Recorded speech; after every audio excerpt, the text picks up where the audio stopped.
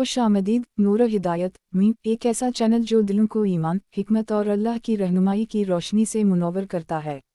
यहाँ हम आपके लिए अनबिया और नेक बंदों की लाजवाल कहानियाँ पेश करते हैं जो सब्र, नेकी और अल्लाह के मंसूबे की ताकत को याद दिलाती हैं। आज हम आपके सामने पेश कर रहे हैं हज़रत वाउ सिनफ़े और ज़ुलेखा की गैर मामूली दास्तान, आज़माइश, पाकीज़गी, माफ़ी और हक़ व ईमान की अज़ीम फ़तह की कहानी। आगाज़ आज़माइश, महल की कशमकश, क़ैद और हिकमत का ज़ुहूर।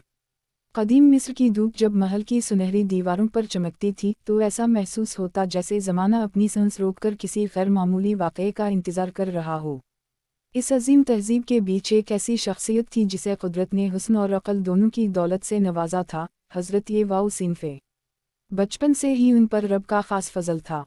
उनका ख्वाब, जिसमें 11 सितारे, सूरज और चंद उनके सामने सजदा रेज़ थे, सब कुछ बता रहा था मगर इस वक्त कोई समझ ना सका। हसद ने भाइयों के दिलों को घेर लिया। इन्होंने सोचा कि ये वाउ सिनफ़े को ख़त्म कर देने से वो अपने बाप की मोहब्बत दोबारा हासिल कर लेंगे। मगर अल्लाह की तदबीर इंसान की साजिशों से बुलंद होती है। ये वाउ सिनफ़े को कुएं में फेंका गया मगर काफ़िले वालों ने इन्हें बचा लिया। यूं आगाज़ हुआ उनके सफ़र का जो ग़ुलामी से बादशाहत तक पहुँचने वाले एक अजीम रास्ते की शक्ल इख्तियार करने वाला था। इन्हें मिस्र के एक आला उद्देदार के पास ग़ुलाम के तौर पर बेचा गया। लेकिन हकीकत में ये ग़ुलामी नहीं थी बल्कि अल्लाह की तरफ से अगला कदम था।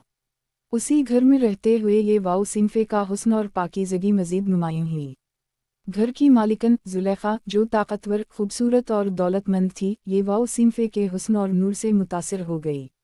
वो सिर्फ़ उनके चेहरे के हुस्न से नहीं बल्कि उनकी शख्सियत की अज़मत से भी खींचती चली गई। मगर ये वाउ सिनफ़े नबियों के घराने से थे, उनका अंदर नूर से भरपूर था, उनकी ज़िंदगी पाकीज़गी का पैगाम थी। ज़ुलेखा की ख्वाहिश बढ़ती गई मगर ये वाउ सिनफ़े अपने रब की हिफाजत में कायम रहे। एक दिन जब महल के दरवाजे बंद थे, पर्दे गिरे हुए थे, ज़ुलेखा ने ये वाउ सिनफ़े से दिल की बेकरारी बयान की। ये वाउ सिनफ़े ने निहायत अदब से जवाब दिया कि वो गुनाह की तरफ नहीं जाएंगे। इन्होंने कहा, अल्लाह मुझे इससे बचाए। ज़ुलेखा ने ये वाउ सिनफ़े का दामन थामा, वो भागे, दामन फट गया। शोर उठा, इल्ज़ाम लगा, मगर अल्लाह ने एक गवाह के ज़रिए हक़ ज़ाहिर कर दिया। महल की औरतों ने ज़ुलेखा का मजाक उड़ाया कि वो एक ग़ुलाम पर आशिक़ है। ज़ुलेखा ने इन्हें दावत दी, फल और छुरियाँ दी, फिर ये वाउ सिनफ़े को बुलाया। जब ये वाउ सिनफ़े कमरे में आए, औरतों ने हैरत में छुरियाँ हाथों से गिरा दीं, खुद को ज़ख्मी कर बैठीं और बोलीं, हाशा लला, ये तो इंसान नहीं, कोई फ़रिश्ता मालूम होता है। मगर ये वाक़या ज़ुलेखा की ख्वाहिश और ज़िद को मज़ीद बढ़ा गया। इसने औरतों की मौजूदगी में ऐलान किया कि अगर ये वाउ सिनफ़े ने उसकी बात ना मानी तो इन्हें सज़ा दी जाएगी। ये वाउ सिनफ़े ने अल्लाह से दुआ की और कहा कि क़ैद इन्हें इस हालत से ज़्यादा पसंद है। यही दुआ कबूल हुई, ये वाउ सिनफ़े क़ैद खाने में डाल दिए गए। क़ैद खाना अंधेरा था मगर ये वाउ सिनफ़े का दिल रोशनी से भरपूर। इन्होंने कैदियों के ख्वाब बताए, इन्हें सुकून दिया, इन्हें अल्लाह का रास्ता समझाया। उसी दौरान बादशाह ने एक अजीब ख्वाब देखा जिसकी तबीर कोई ना दे पाया। तब एक शख्स को याद आया कि क़ैद खाना में एक ऐसा बंदा है जो ख्वाब सच बताता है। ये वाउ सिनफ़े को बुलाया गया। इन्होंने न सिर्फ ख्वाब की तबीर दी बल्कि पूरे मिस्र के लिए मुस्तक़बिल की मंसूबा बंदी भी की। बादशाह हैरान हो गया। इसने ये वाउ सिनफ़े को न सिर्फ कैद से निकलवा लिया बल्कि इन्हें मिस्र के ख़जानों का निगहबान बना दिया। कैद से महल तक का सफ़र एक दिन में नहीं बल्कि सब्र के सालों में तय हुआ। ये अल्लाह की कुदरत की निशानी थी। यूं आज़माइशों का पहला दौर ख़त्म हुआ और हुक्मरानी का दौर शुरू।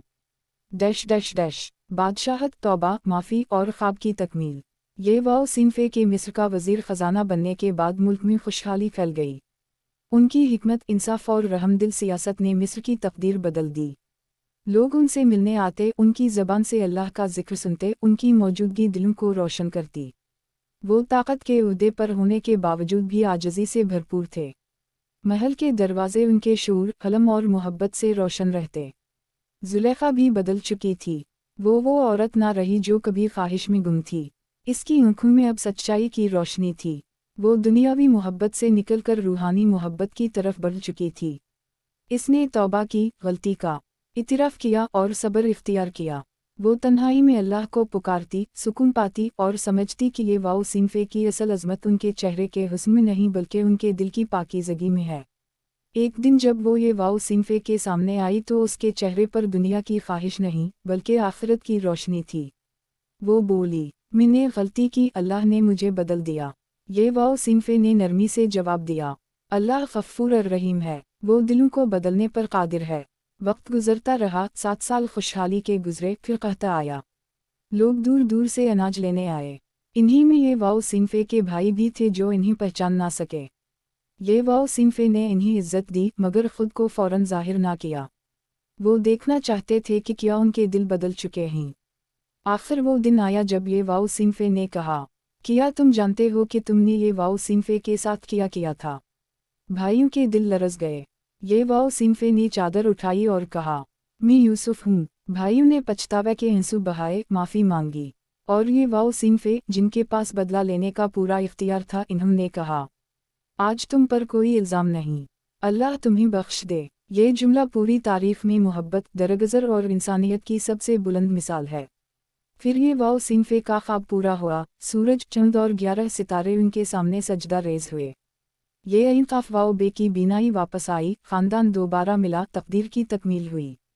زلیخا بھی اس سفر کی خاموش گواہ رہی، وہ محبت کی اس منزل تک پہنچ گئی تھی جہاں حسن دل کی روشنی اور روح کی پاکیزگی سے ماپا جاتا ہے۔ یوں یہ کہانی اختتام کو پہنچی، مگر سبق ہمیشہ زندہ رہا۔